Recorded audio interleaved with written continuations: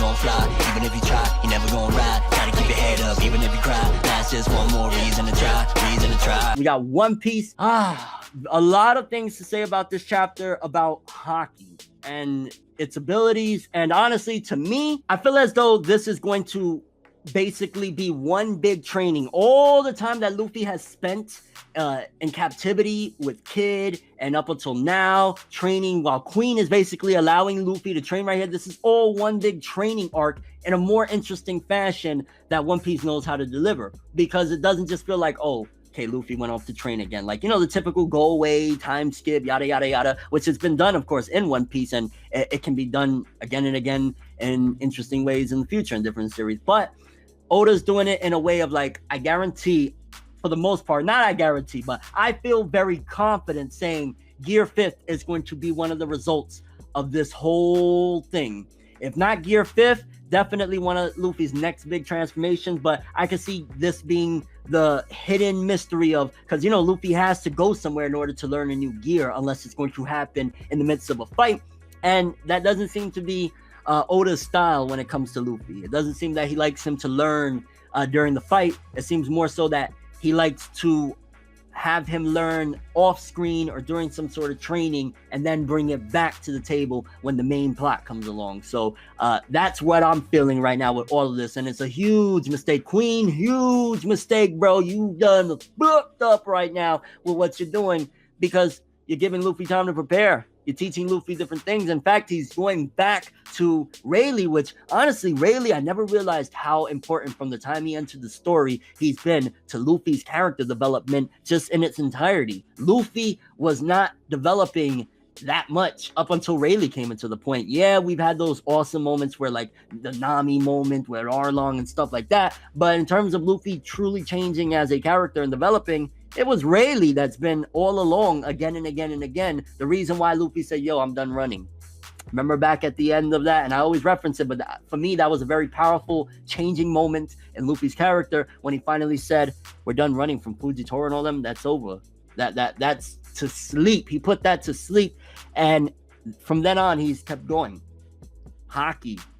Everything that he learned from Rayleigh, and I feel as though this chapter once again demonstrates time and time that Rayleigh has been an incredible teacher, but maybe it was time for a new teacher, and I think that that's one of the keys that old man is going to play that's been in captivity with him. Honestly, this chapter, it was kind of cut into a couple different pieces, because Zoro part was mainly, I almost felt like, not mainly, but a good chunk of it did feel as though not recap, but kind of getting more perspective and clarity to stuff that we already knew. It seems to me, and I'm still sticking with it, the whole theory that chick, and I guess that's more the context that it added as well to the situation for me, that the chick that Zoro ran into on the bridge that was running with her kid or whatever, that turns out to be Momonosuke's sister, I feel as though she is still, like, she's bad. I feel as though, because you got to look at the situation, kind of how everything has been, right? In this chapter in particular, she's been alone since 13, period. She lost her brother. She lost in front of her face. She lost everybody that would be able to protect her except one person. And again, then that person disappeared. It was Momo and his retainers, which is Kinemon, Kanjuro, all of them. Her father and mother, she just lost everyone. So how could she have possibly, even with the whispers, which she says that she didn't really believe it wholeheartedly, the whispers of them returning, how could she stay with that righteous mindset when she's a little kid that after 13, when that guy disappeared, Kawamatsu, she's 13 years old. Who is going to guide her to continue believing these whispers that she says, oh, even the split personality thing, the joke there, not split personality, seems like a split personality where she's like, oh, hey, are you a friend or are you a bad guy? That's probably her being a worm. I felt as though that was her being a worm. Again, maybe I'm just being way too paranoid after Pudding, but I always gotta be precautious with it, and I feel as though she's a traitor. I feel as though she's definitely in Orochi's pocket. She don't care. These people ain't been around in 20 years. Her family all up and disappeared in front of her face. You think she could stay that positive for all this? If she could, she's a warrior. But the kid that keeps laughing, the way she even was speaking, she said something at the end, can't risk fouling their preparations. At the end, when she was talking to the little girl, I think she wasn't talking about risk fouling the preparations from her clan and group. I don't think she was talking about fouling Momonosuke's preparations. I think she was talking about Orochi's. I think she's bad news. That's what I'm getting from her. I still am sticking with it that she is BSing. She's just doing in Zoro or biding time doing in Zoro, and we're gonna see Zoro's gonna get duped over this girl, and maybe that'll teach Zoro a lesson and go back into the whole Kuina situation. Again, Kuina, I feel as though at some given point has to become very, very vital and very, very important in all this, considering right now is Zoro's time to shine. This is Zoro's arc, Wano. Going to be interesting to see if she does turn coat and do all of this, but that's what I got from it. I mean, maybe Kawamatsu actually disappeared when she was 13 because maybe she gave in Kawamatsu. Have we seen Kawamatsu yet? Like, it just seems very, very fishy, honestly. She just seems as though there's something off with this chick and she's not telling the whole truth. We're not getting the full picture or something because, again, from 13 years old in Wano? Bro, I don't want to be 30 years old in Wano. 13-year-old girl in Wano? Bro, come on. She's in the Orochi's pocket. She's right now capturing them. Because, again, one of the things that it seems in Wano, they use good-looking women to get their way. I think, again, Zoro's character right now is very, very important for him to mingle with somebody like that so that he can understand and learn more about himself. It felt as though it was enjoyable recap because a lot of it was, again, her seeing the story, all this stuff that we already kind of knew, but getting more into her personality. And why would Oda spend that much time on that? Just to say that, yeah, she's righteous, blah, blah, blah. It could be. Or there could be a Pudding 2.0. Wano, again, they use beautiful women and things of that nature to get their way. Might be the same case. Who knows? Maybe that was all a setup. Kid's still in the wings, right? Are we all on the same page about that's Kid in the dark that we constantly see in the Coliseum where Luffy is fighting? It was interesting seeing Beppo fucked up. I'm not gonna lie. Beppo, he's going through it right now. And again, that just shows their loyalty, of course, to Law. They didn't snitch. Gave us clarification, even though we already knew for the most part. Then the big interesting part of the chapter that everybody was going wild over, I feel. I was going wild over. I don't know. Maybe everybody else was too. About the technique that can break through Kaido's scales potentially.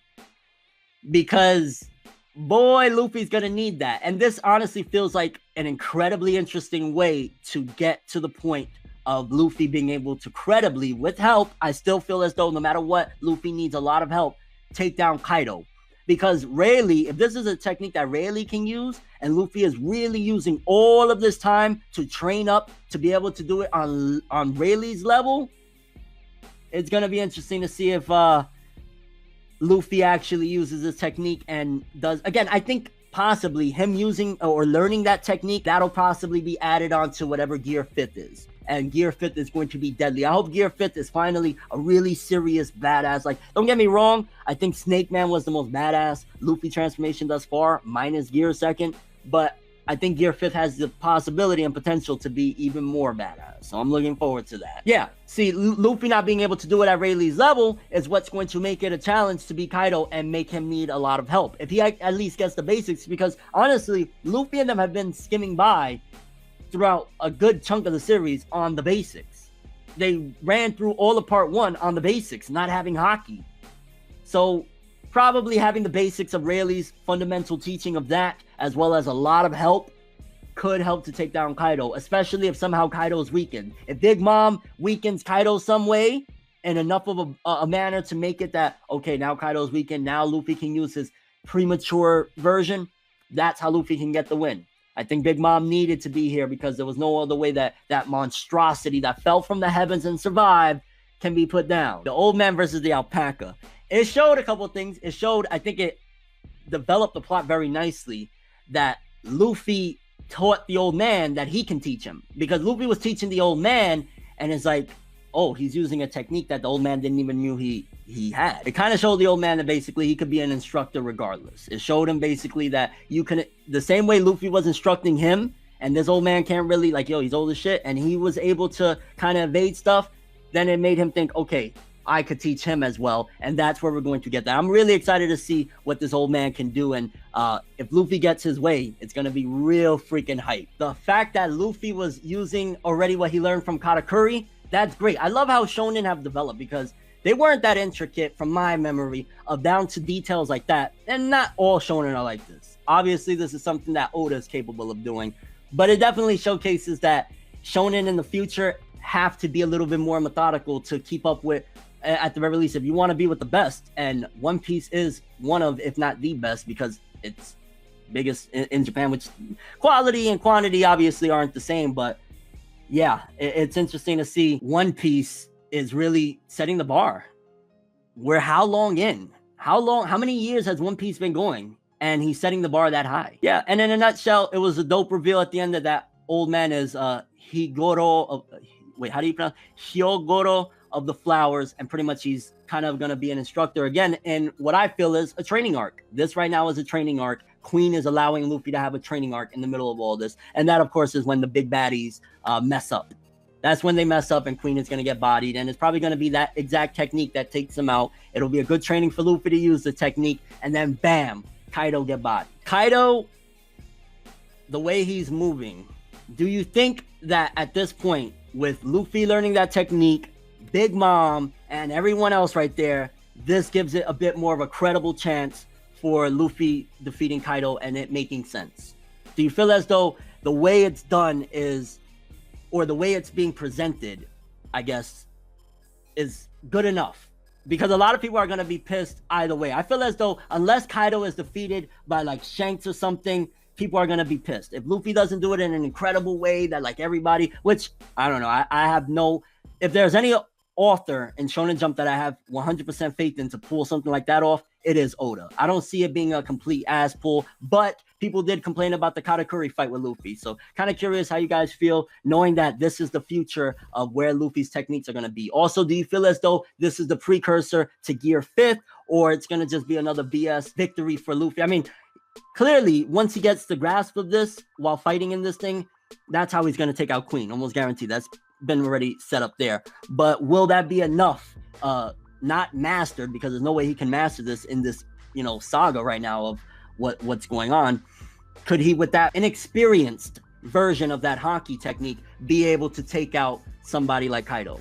And your overall thoughts of the chapter, do you feel as though, or do you agree with me that that chick is possibly, even though she's Momo's sister, she's working with Orochi and them, and that was all a ruse to catch somebody? And where do you think this is going to lead Zoro? There's a lot of questions here right now. Wano continues to get interesting, and I'm looking forward to it. I think Haki is going to continue to develop, because Haki was a new thing. Like, how long ago in the series was Haki introduced? It seems as though a lot of series in Jump now, they're getting craftier and more creative with the techniques. So that's possibly another thing that why Haki is going to soon be a very, it's already been explored, I think, as much as they possibly can. And Oda's been very creative. I think it's going to be, there's possibly going to be evolutions to it, maybe. But that's all I have for this one. Thanks for watching. I know I hate ending these because I have so much of a blast doing these with you guys. Forever Friday, 7 p.m. every Friday, Eastern Standard Time. Well, 7-ish. I might be 7:05, 7:10. It's usually never 7 on the dot. But yeah, Forever Fridays.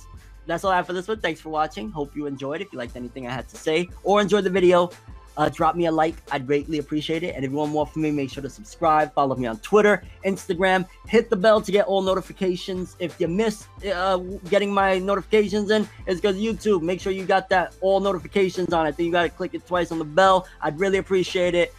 Been having a blast on the channel doing it. And yeah, those notifications really help so that y'all get the content and everything keeps moving along. And if you want to check any of my other social media, links, of course, in the description below. I'm ForneverWorld. And as always, people, have an awesome day. And remember the golden rule: anime and manga for life, boy. Bow. Have an awesome day.